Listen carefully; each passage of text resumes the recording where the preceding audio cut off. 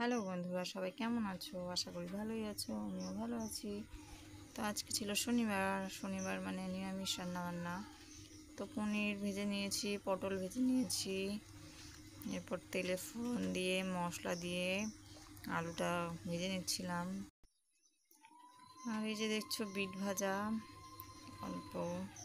আর এই যে মশলা দিয়ে আলুটা বেশ খানিকটা কষিয়ে নিয়ে তারপরে পনির আর পটলটা দিয়ে দেবো। আর এই দেখতে পাচ্ছ রান্না করতে করতে তো ঘেমে চান করার মতো অবস্থা। এই যে পনির আর পটলটা দিয়ে দিলাম, আর এক পিস টুক করে একটুখানি টেস্ট করেও নিলাম।